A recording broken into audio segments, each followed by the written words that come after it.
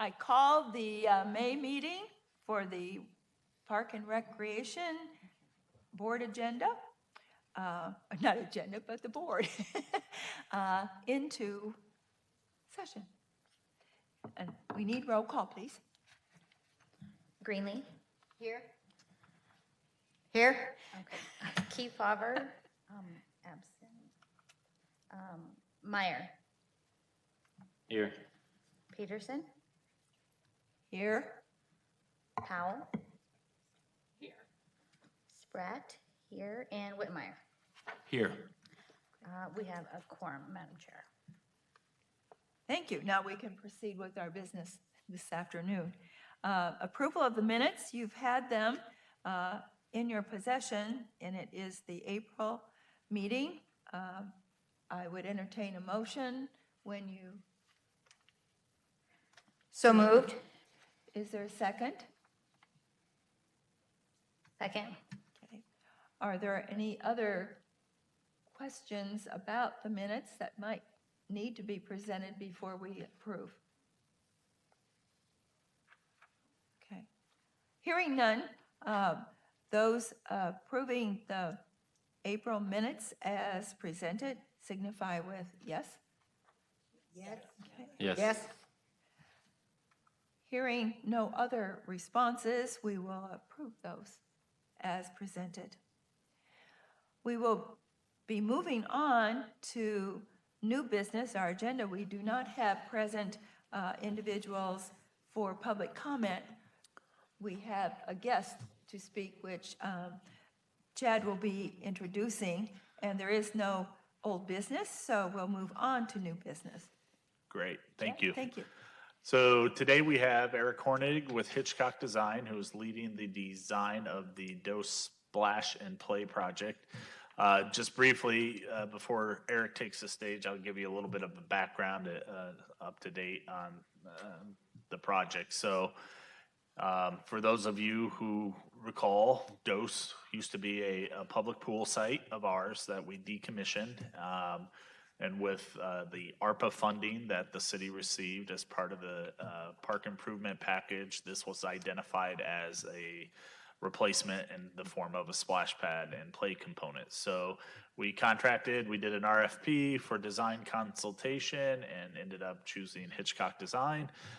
We've been working, probably close to a year now through concept and schematic level design.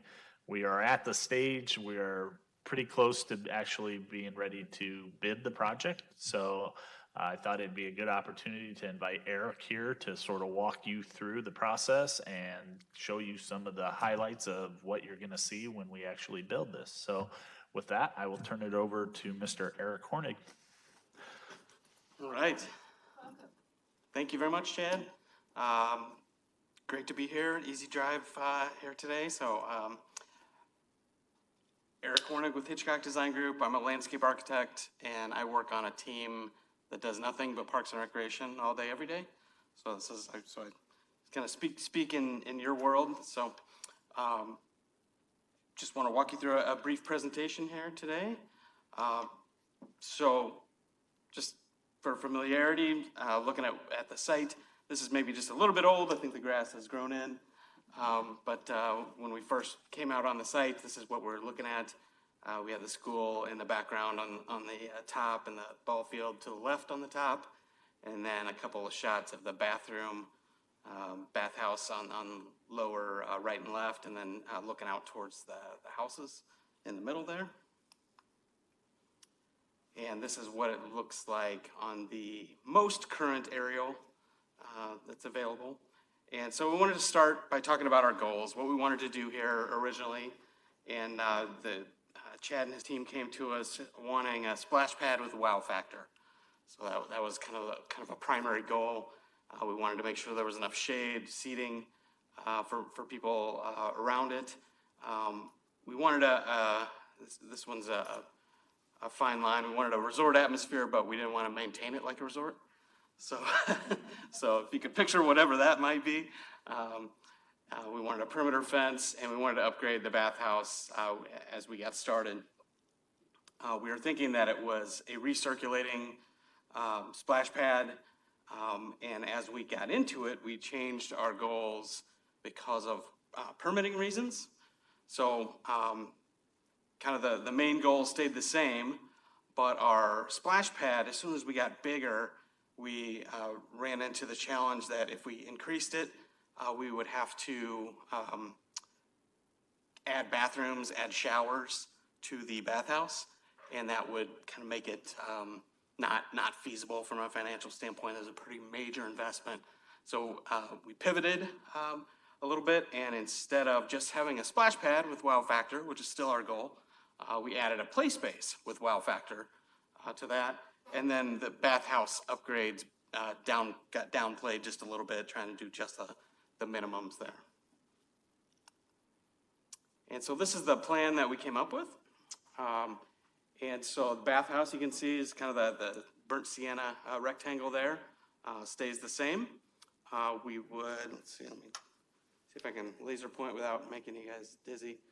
So our main entrance will still be here, right as we come in alongside the bathhouse. We've got a perimeter fence around the entire thing, so it's enclosed. This is a 4-foot fence, so a low fence.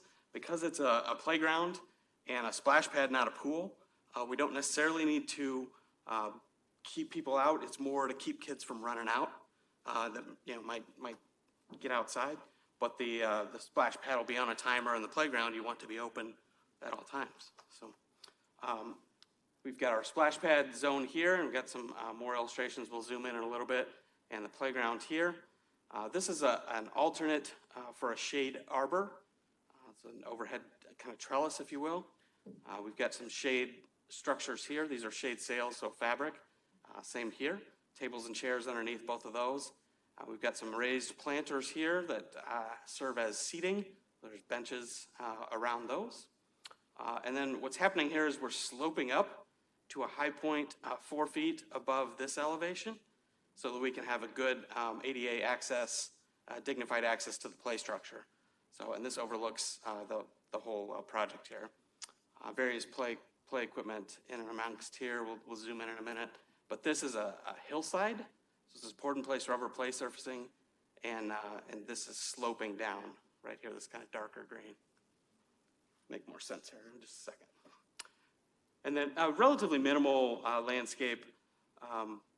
Got kind of perimeter trees and then accents in and around the areas that are left over, but trying to give a little bit of enclosure without adding a whole lot of maintenance to Betsy. So. All right, so these are some illustrations. I've got 5 pages of these, so we'll flip through and we can flip back and forth. But on the left, just looking at the seating option. Center, just zooming in on a plan view of it. You can see the play space kind of evolve here. So we've got a bigger structure back here, kind of a new version of a merry-go-round, kind of a safer version of the merry-go-round. We have a net rope climbing structure here. We have some hillside embankment play here. Let's see, this is a shot looking kind of from the street. You can see the perimeter fence right on the edge here, so looking back. There's a lot going on, so we're just trying to grab lots of different shots for you to give you that understanding of it all.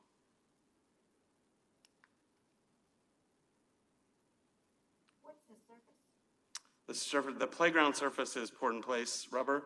The splash pad is concrete. And you colored it different colored green? Yeah. And I've got to zoom into that just a little bit. It's a little bit nature themed, and so it's intended to be leaf kind of veining patterns in a little bit of an abstract sense. You said the splash area, the flooring is concrete? It's concrete, yep. Yeah, it's like a medium broom finished concrete. Pretty common for our splash pads to be that way. Gives the kids good traction. Yeah. 'Cause I was thinking, do you guys remember the, what was it, the sprinkler set or whatever that was up at Vanderveer? Yeah, years and years and years ago. Yeah, and that was cement, and I remember them closing it down because they had a lot of slip and it was a slippery, concrete slippery when it's wet. So I just didn't realize that, I guess. But, okay. And then a little bit of a splash pad view in the left. And we have a good mix of kind of ground sprays, which use a little bit less water and are targeted towards younger kids. And then we've got the larger overheads, which use a little bit more water and targeting the older kids.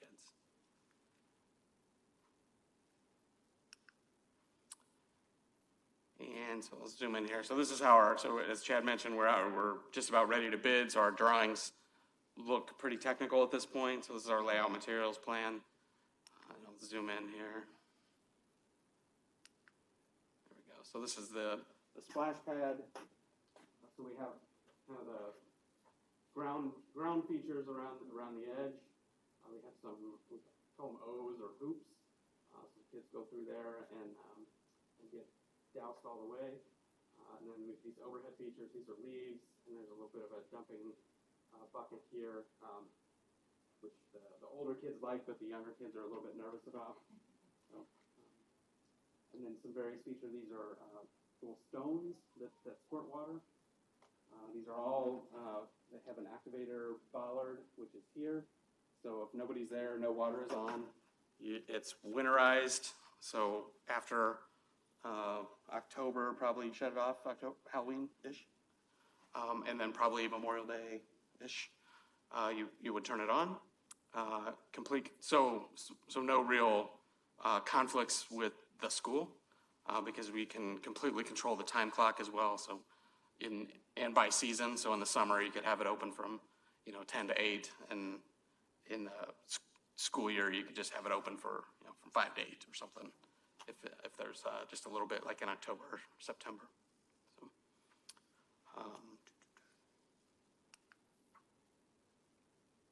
then our play area, so just a little bit of a zoom in there. So there's our main play structure. For the hillside play, we have some steppers that come down and also connect to the play structure. We have an embankment slide that goes down, and then these are some kind of handhold, like almost like climbing handholds. And then this is a rope feature, almost like a rope tow on a ski slope, but no skiing. And then here's this net structure that kind of works its way into this hillside.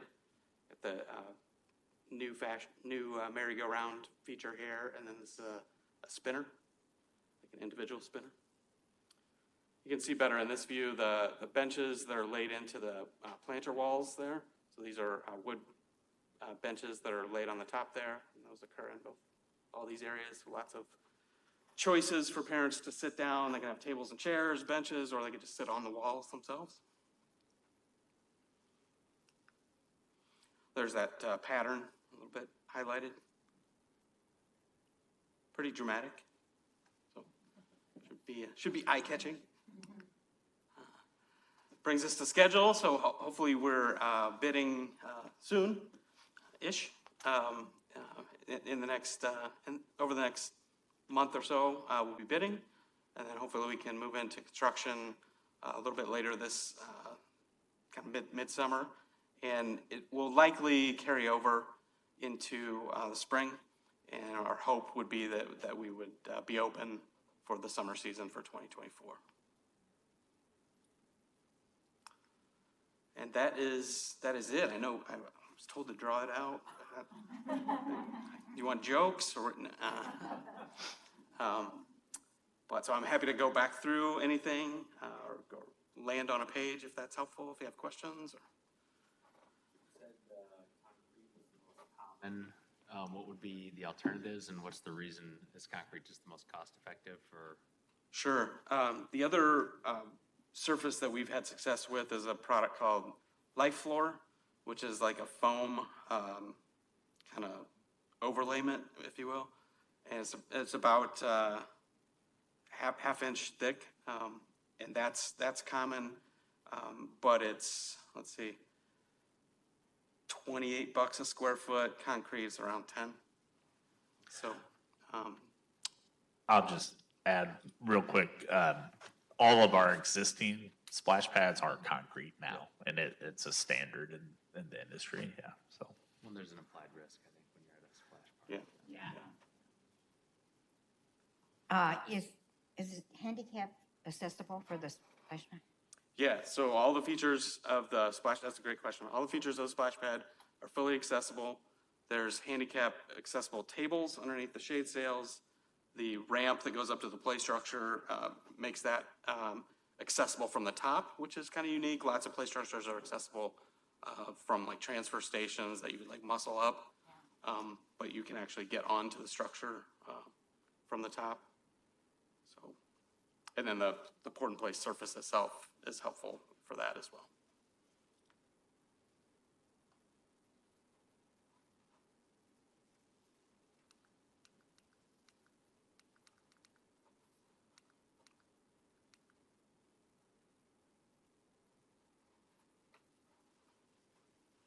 You know, we had these kind of sample ideas.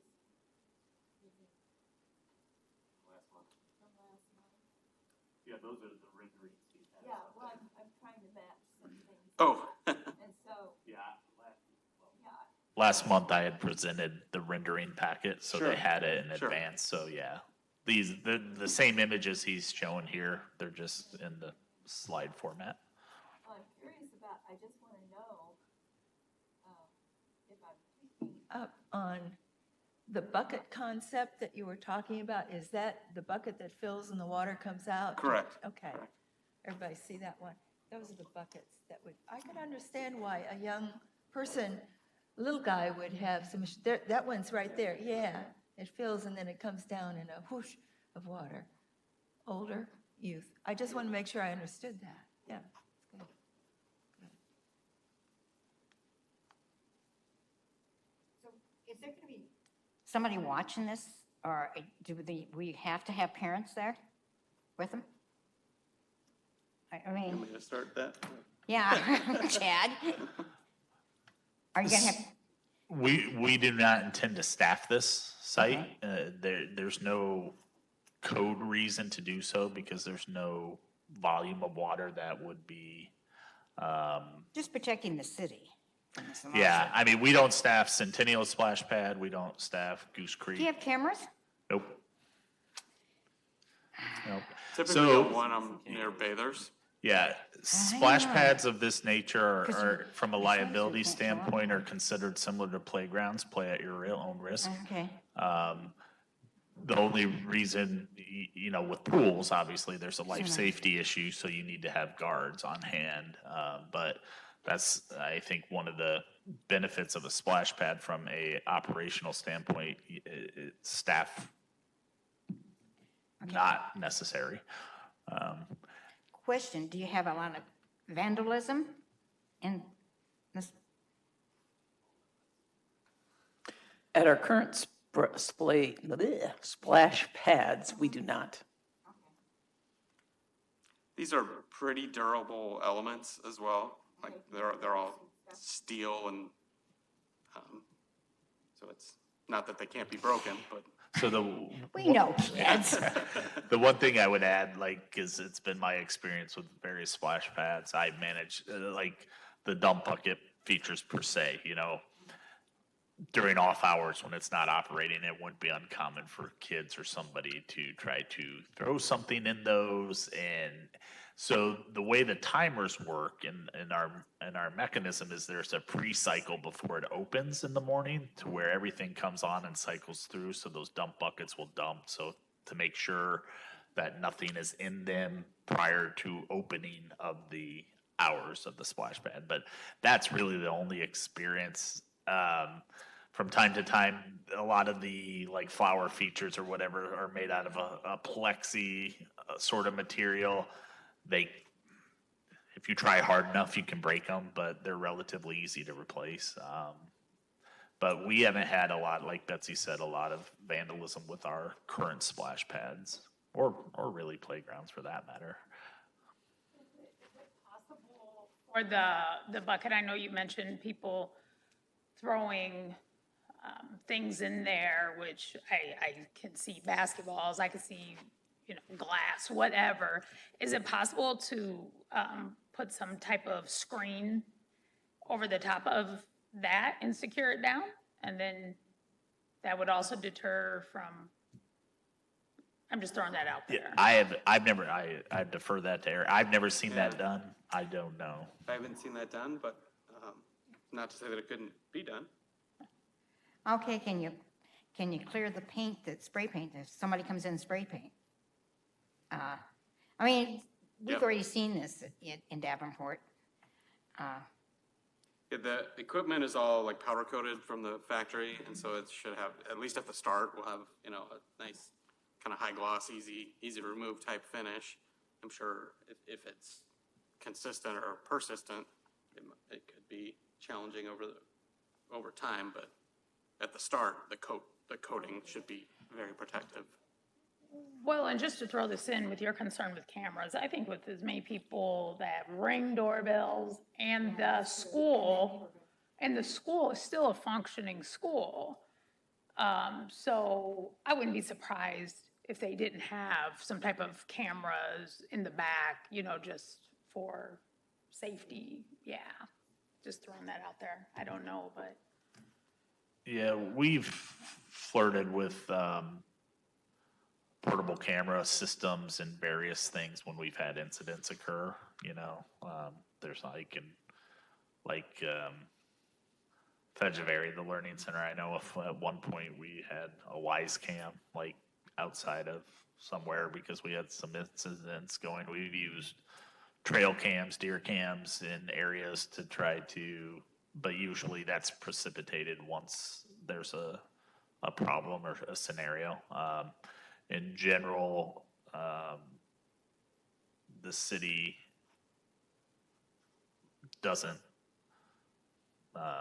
advocate for cameras for privacy reasons. But we have used those tools in certain scenarios and can do so again. And you're probably, I can't speak to if there's cameras on the perimeter of the school or not, but there certainly could be, and I'm sure if there were issues and there was one, the schools would share any video footage we would need. I see this as quite an amenity to the school itself. And my question is,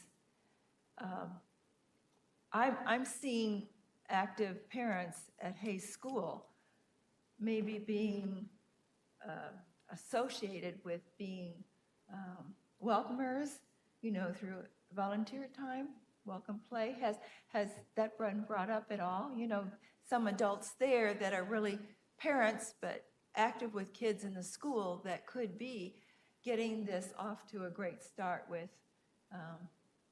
guidelines, pleasantly done, et cetera. Did you have any discussion on that?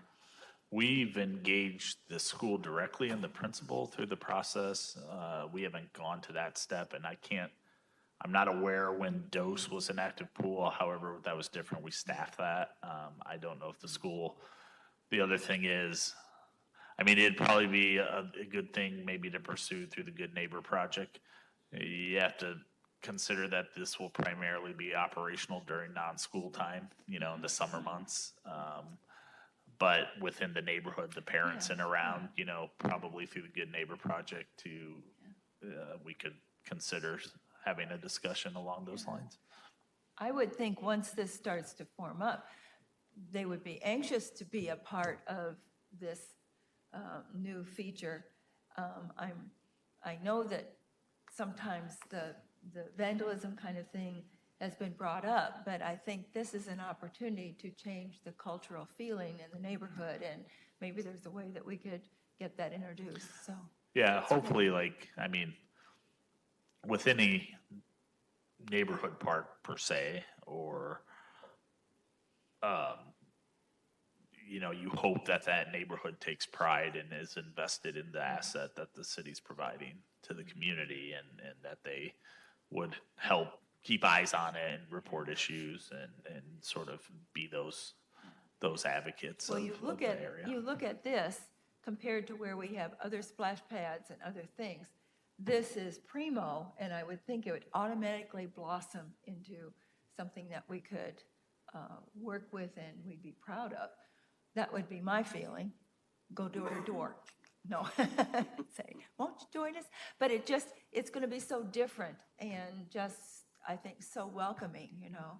I explained that I did go to Hayes School, and I'm going, this is a Taj Mahal in the neighborhood, you know, there just isn't anything like this down there, and I'm excited that it will be a part of the neighborhood and school area, so. My comment. Did we have any count on how many kids are in that area that you would be serving in this?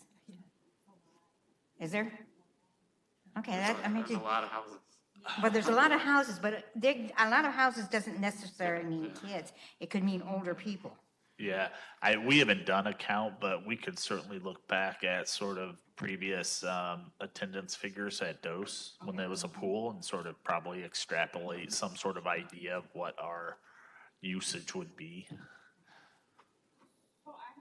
question regarding the bathhouse. I know that there was some budget issues and what it would take to do something with it.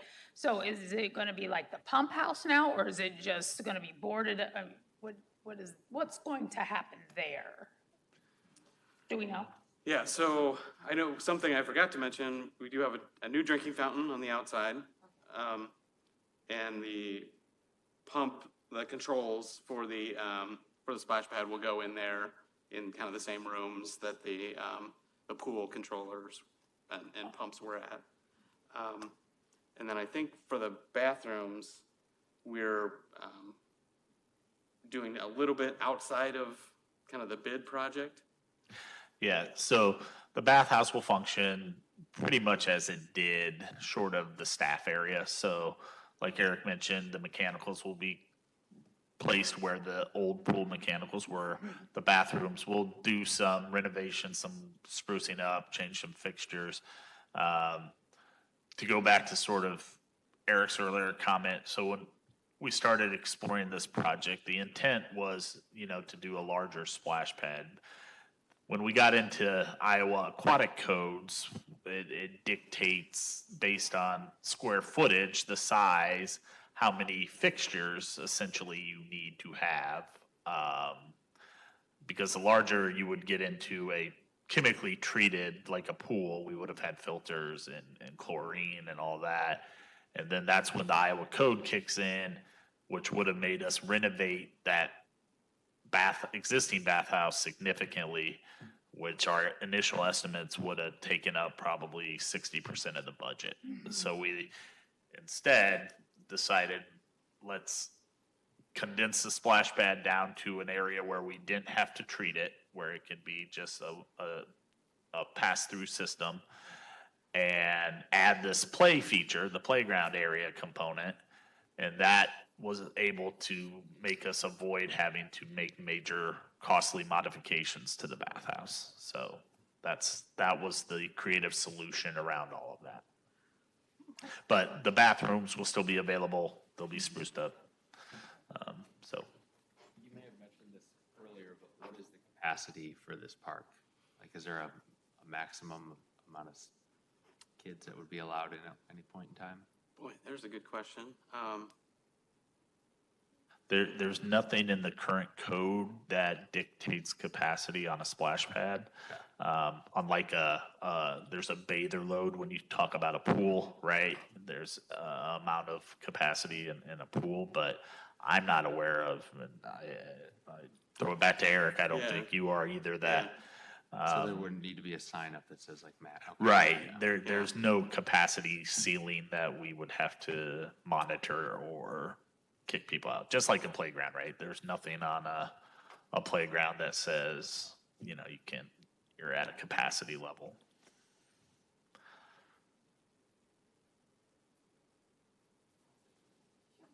I think it looks great. I think there'll be some outside visitors, it'll be not inherently only a neighborhood park, but I could see, because it will be the nicest spray ground in Davenport, I think.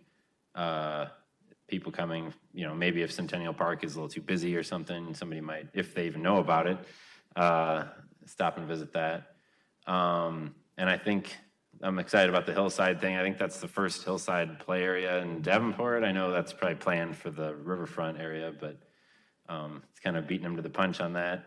And then as far as programming, the timing, is that something that has to be done on site, or is that something that can be done remotely? I was just thinking, like, if the school was gonna have a sprinkler day or something and wanted to actually let the kids or let a class that did something special get to go play in it, how hard would it be to turn it on when it's not normally on? I can look into that. I mean, as it is currently, yeah, as it is currently, it's a manual on site. It's kind of, for the most part, it's a set it and forget it kind of system, but it's, maybe a complicated thermostat. So it's not, we can train several people or get several people trained how to change it or stop it if an event needs to occur or things like that. But I'll check into that and see if there's a remote module. Yeah, just say Alexa. There you go.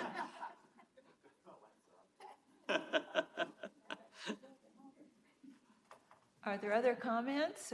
Are we, How much water is it going to use? who knows? I did not bring that with me. No. I could get that information to you, though. I don't think it's any more water than Centennial uses, though. Is that correct? Oh, yeah, that's right.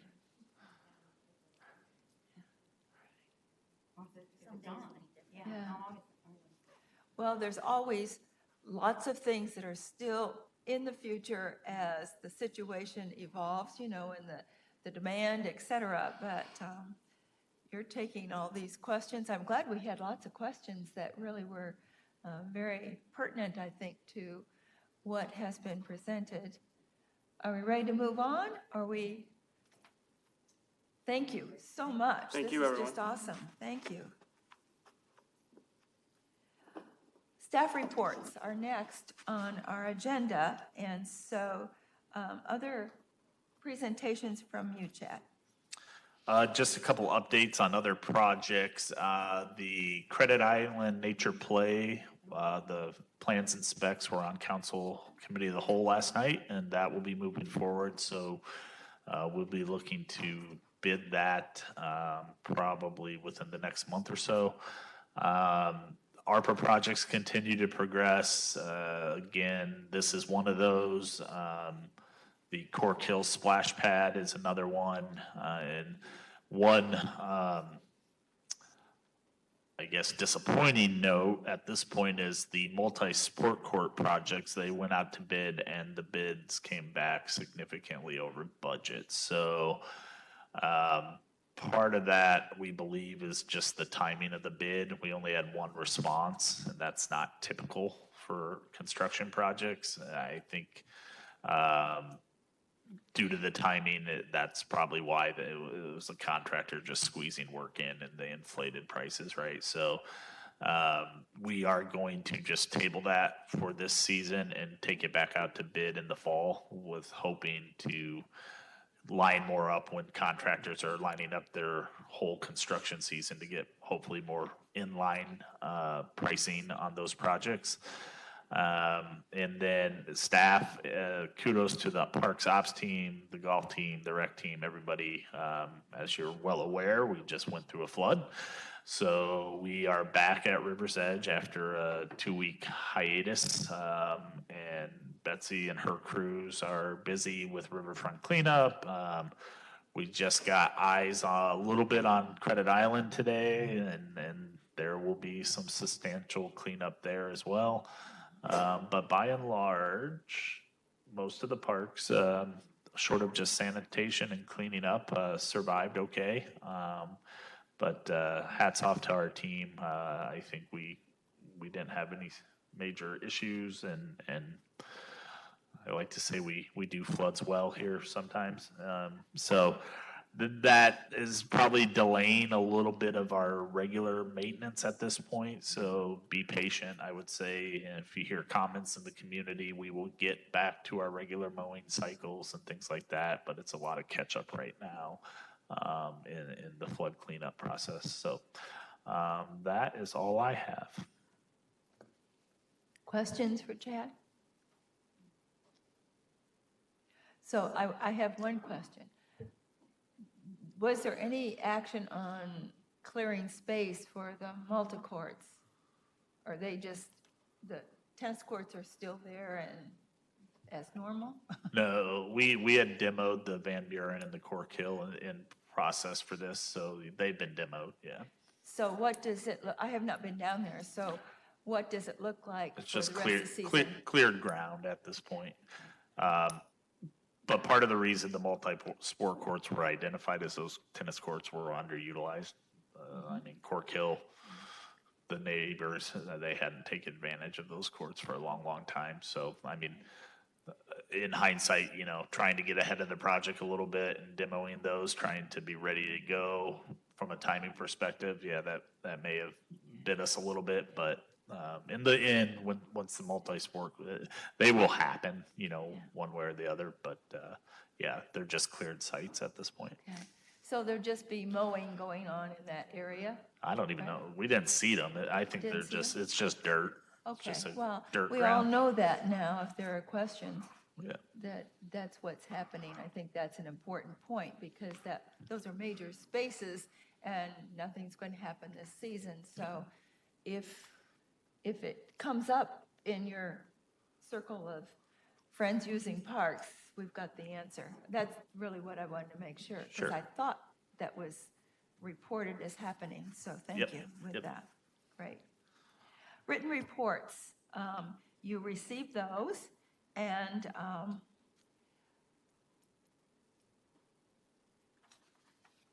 at this point, we're not going to be reading them, but is there something timely that you would like to, the only comment I'll make is, thank you. I've been by the south side of Vanderveer, and people are sitting on the benches, and there's a conglomeration of people enjoying, and I went, oh, there's the fountain, it's on, but there's still more coming, right? But I wanted to let you know that every time I've been by there, there have been people on the benches and lots of circulation in that area. So I think everybody's waiting for that. So do drive by if you haven't, because it's awesome.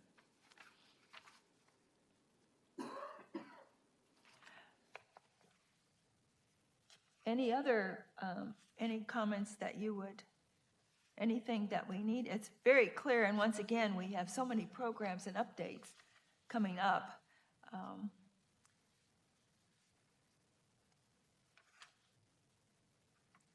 I did Sure. have a question. Sure.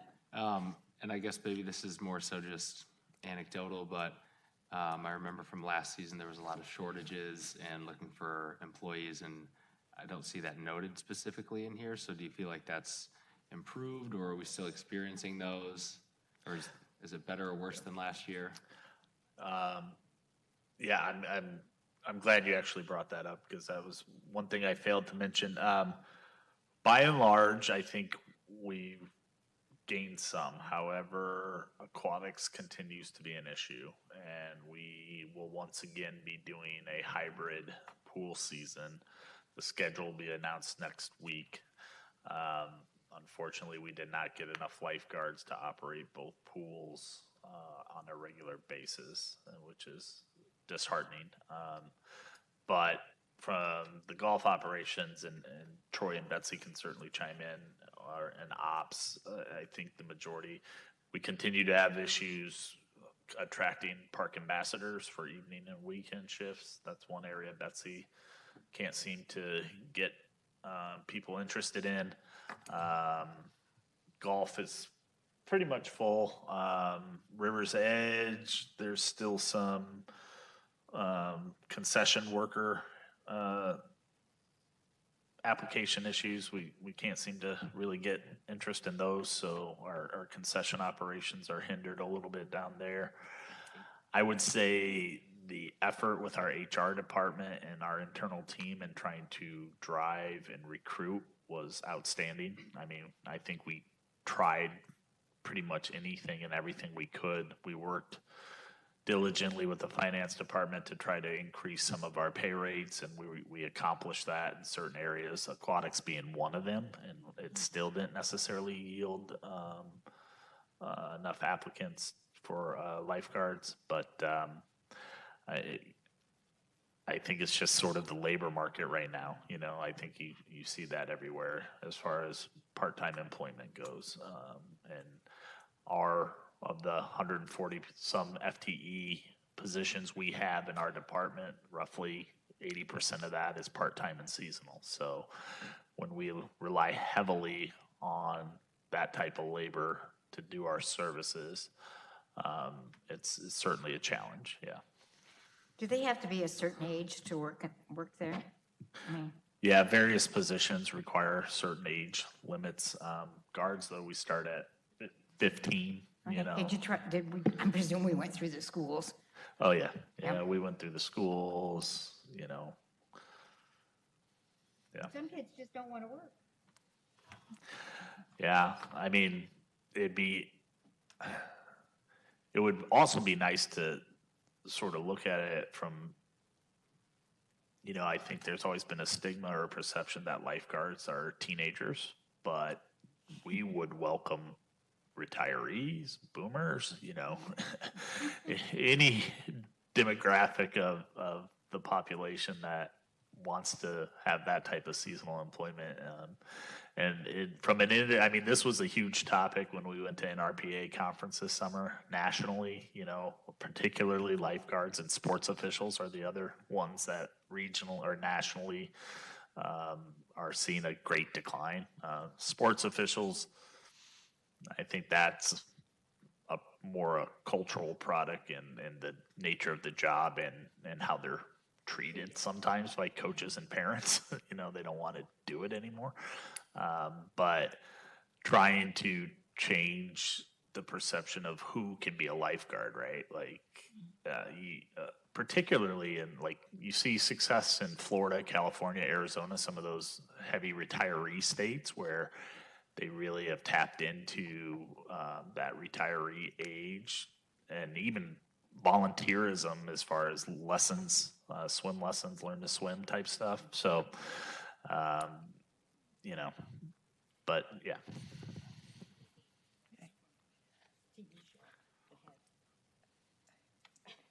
Thank you, Chad. Are you ready, Chris, for the Riverfront Improvement Commission update? Yeah, we got a few updates. We got kind of a run through on the flood stuff, the procedures. And then the city is looking at moving the like real estate stuff that Steve Aarons used to do as part of the Riverfront onto like a across the city real estate person that would take care of leases and real estate contract type stuff for all the different properties the city owns, instead of making it one more of like 500 jobs for the Riverfront person. They are potentially partnering with Common Chord for some music at the Freight House, and then the pianos that they did last year in some public places. I think they had one at Vanderveer, and I know they had one at the Freight House. That's coming back. I'm not sure if there's one at Vanderveer again, but I would assume, because this year they have 13 pianos, and last year there were only 10, so that's increasing. I know at the meeting we talked, because this was still in April, we had our meeting, Riverfront Commission did. They were getting close to hiring the Riverfront Engagement Coordinator. I know they've since hired that person, and they're getting them started and up and running. So that's good news for getting stuff happening down there. And yeah, I think that's about all I've got notes on for that, but I could take questions. Questions? That's a lot, just moving to the whole new job description. aspect of the coordinator. And that's a big task in itself. Other questions? Are we good with that? We have advisory time on the agenda. And are there items that you would like to bring forward for now or future? Discovery, study? Yeah, Yeah. sorry to chime in, No, but that's fine. yeah, if you have anything you want, like, because typically July, August, we struggle for agenda items, so it's usually a light sort of meeting, but we've sort of been talking amongst staff, and I think in August, or we're looking at new software systems, so Becca's going to do a presentation in one of the upcoming meetings on that, so, but certainly, if there's anything you're interested in, you want another presentation or a topic to discuss, let us know. I know last year, like a year ago tomorrow, I believe, we went on our little bus tour, and I know Kyle Grip has expressed interest in something similar again this year, maybe including more council, although I believe they were invited last year. Is that something that's going to happen again? Yeah, so we've discussed it likely in the fall. We were looking for potentially, but yeah, at the joint meeting, you heard Alderman Grip he specifically, I think, wanted sort of a joint tour of all the ARPA projects.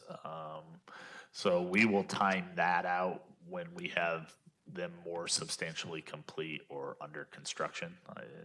At this point, it may not make sense just to drive to a site and say, this is what's going to happen. You know, it's cooler to say, this is what happened, you know. So, yeah. My only question is, at the council meeting, they got to see the Credit Island play plan, and we've yet to see it. So is it possible that we could either stop in and see the plan for the nature play space, or is it something that? we Yeah, could I can see? say, I'll just email it out to you guys. I'm sorry, I thought I had included that in previous packets, but No. must have it's missed that still- one. It's still missing out there, and would like to see what council, spoke about too, so Sure. that'd be awesome. Awesome. Other things?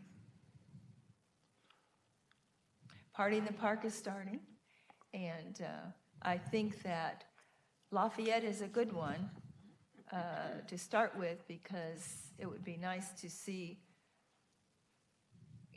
it starting to evolve. The play space is there, and, be curious and come for Party at the Park, at least that starting point. We know that date, so that's good. I have no other things. Shall we entertain a motion to adjourn at this point? So moved. A second? I second. It's been moved and seconded to adjourn. Those indicating they would like to adjourn, indicate with yay.